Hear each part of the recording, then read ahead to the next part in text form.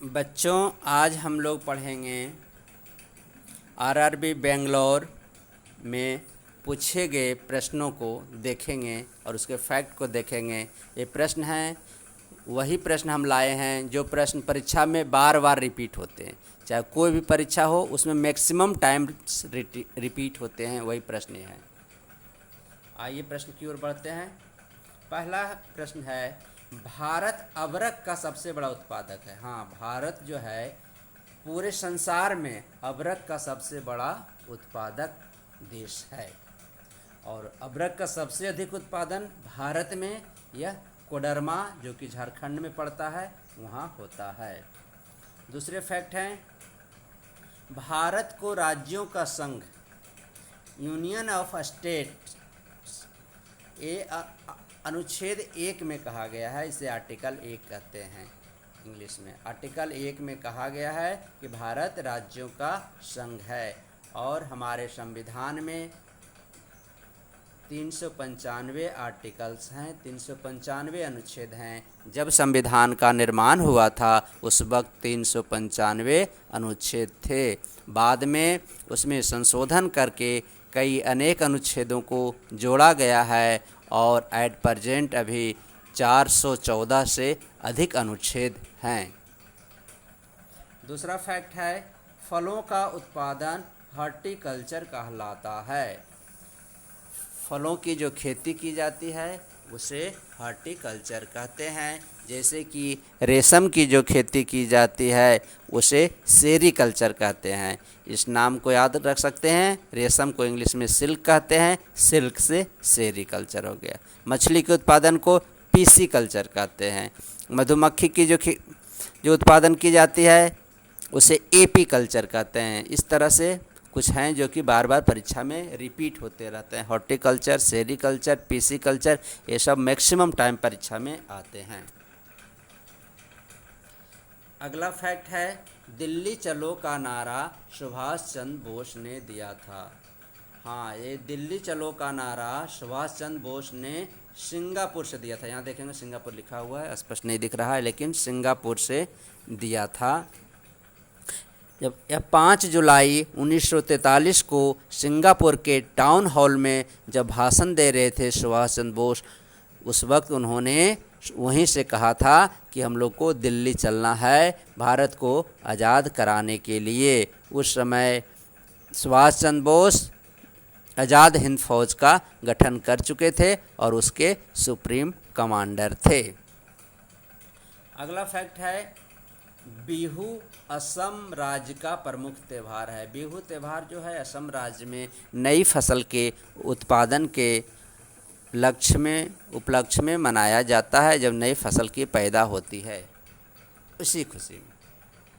अगला है, भाखरा नागल बांध सतलज नदी पर है। ये प्रश्न बहुत बार आता है कि भाखरा नागल बांध किस नदी पे है। तो भाखरा नागल बांध सतलज नदी पर है और यह पंजाब और हिमाचल की संयुक्त परियोजना है।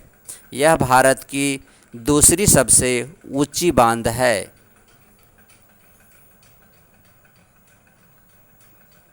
अगला फैक्ट है, अर्जुन पुरस्कार 1961 में प्रारंभ किया गया।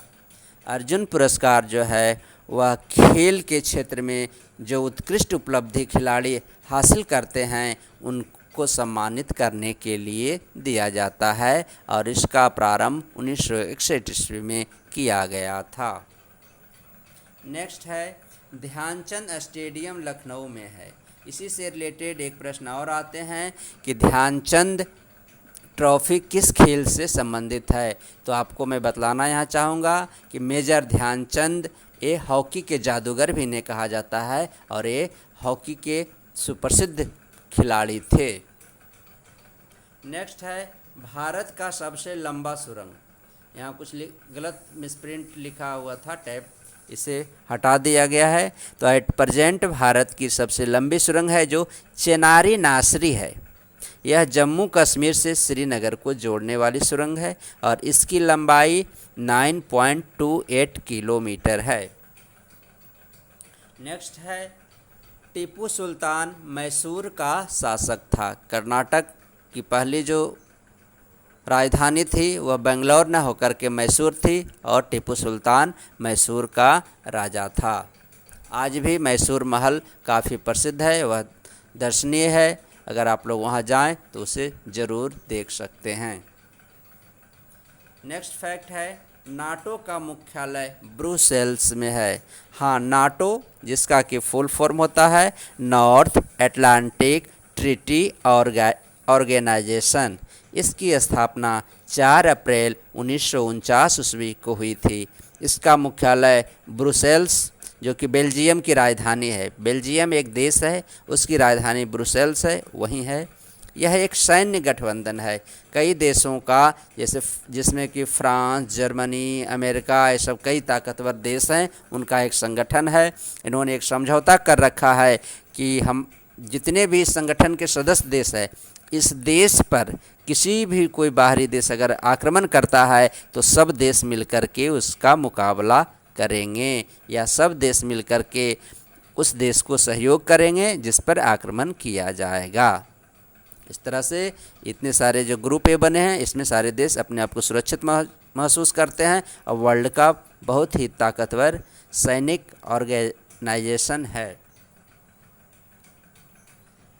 अगला प्रश्न है बटरफ्लाई शब्द का संबंध तैराकी से है। हाँ, तो कुछ खेल से रिलेटेड भी शब्दावली एग्ज़ाम्स में पूछे जाते हैं, और जो पूछे जाते हैं वही पूछे जाते हैं, वही लगभग बार बार रिपीट होते हैं। हर एक एग्ज़ाम में 40% क्वेश्चन तो ऐसे होते हैं जो कि रिपीटेड होते हैं। तो ये बहुत पॉपुलर क्वेश्चन है कि बटरफ्लाई शब्द जो है वह किस खेल से संबंधित है, तो यह हो जाएगा यह तैराकी से रिलेटेड है। नेक्स्ट है एक अश्वशक्ति जो होता है उसके बराबर कितने वाट होते हैं, तो एक अश्वशक्ति बराबर 746 वाट होता है। अगला है मोती मस्जिद का निर्माण शाहजहां ने करवाया था। हाँ, ये क्वेश्चन थोड़ा कन्फ्यूजन वाला है क्योंकि 2 मोती मस्जिद हैं, एक मोती मस्जिद दिल्ली में है, दूसरा मोती मस्जिद आगरा में है। तो दिल्ली का मोती मस्जिद यह लाल किला के अंदर है जिसका कि निर्माण औरंगजेब ने करवाया था, और आगरा में भी एक लाल किला है, इस लाल किले को अकबर ने बनाया था, जबकि दिल्ली वाला जो लाल किला फेमस है उसको शाहजहां ने बनवाया था। तो आगरा के किले में जो मोती मस्जिद है उसका निर्माण शाहजहां करवाया था।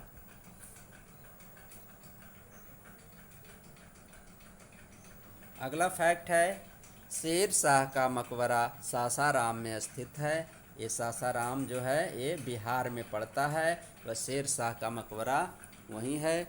इसी प्रश्न को घुमा करके और ऐसे पूछा जाता है कि कौन ऐसा शासक था जो कि अपने जीवन काल में ही अपना मकबरा बना लिया था, मकबरा जहां उसे दफनाया जाता है। तो इसका आंसर शेर शाह होगा। जैसे ताजमहल भी एक मकबरे का उदाहरण है, ताजमहल मुमताज़ महल बेगम की याद में बनवाया गया था, वह भी एक मकबरा है। अगला फैक्ट है रांगा टीन और शीशा की मिश्र धातु है। हाँ, रांगा जिसको कि सोल्डिंग करने के काम में आता है। जिसे देखते होंगे कि रेडियो जब आप लोग बनवाने जाते हैं तो एक पतली सी चमकती हुई तार निकालता है, उस पर गर्म इलेक्ट्रिक का वो रड से सोल्डिंग कर देता है, 2 तारों को जोड़ने के काम में आता है। इसमें टीन और शीशा का मिश्रण होता है। ये क्वेश्चन बहुत इंपॉर्टेंट है, बहुत बार एग्जाम में पूछा गया, बहुत बार रिपीटेड है, मोस्टली एग्जाम में पूछा जाता है, इसलिए इस प्रश्न को आप लोग अच्छे से याद कर लीजिएगा। अगला फैक्ट है इंग्लिश चैनल पार करने वाला पहला भारतीय मिहिर सेन थे। हाँ, भारत ही नहीं, यह एशिया के पहले व्यक्ति थे जिन्होंने इंग्लिश चैनल को पार किया था। और ये जो इंग्लिश चैनल है क्या है, यह इंग्लैंड और फ्रांस के बीच एक चैनल है, अर्थात पानी का एक चैनल है जो कि इन 2 देशों को अलग करता है, इंग्लैंड और फ्रांस को। इसको तैर करके पार करने वाले पहले व्यक्ति जो थे यह मिहिर सेन थे। यह 31 मील इसकी चौड़ाई है, इस इंग्लिश चैनल की। अगला फैक्ट है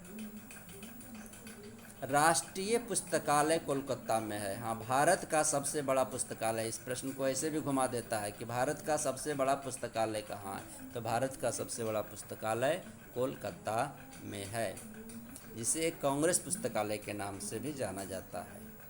नेक्स्ट है, गौतम बुद्ध को एशिया की रोशनी कहा जाता है। महात्मा बुद्ध को एशिया की रोशनी कहा जाता है। और गौतम बुद्ध के बारे में शायद आप लोग जानते ही होंगे कुछ, कि इनका जन्म नेपाल की तराई में लुम्बिनी नामक स्थान में हुआ था। इनको ज्ञान की प्राप्ति बोध गया में हुई थी। अगला फैक्ट है, बांदीपुर राष्ट्रीय उद्यान कर्नाटक में है। ये बांदीपुर नामकर का एक नेशनल पार्क है जो कि कर्नाटक में पड़ता है। तो बच्चों, आज इतना ही, और इन प्रश्नों को आप लोग अच्छे से रिवीजन कीजिएगा। ये वही प्रश्न है जो कि परीक्षा में बार बार आते हैं, तो इसको आप लोग अच्छे से कर लीजिएगा। ओके बच्चों, थैंक यू।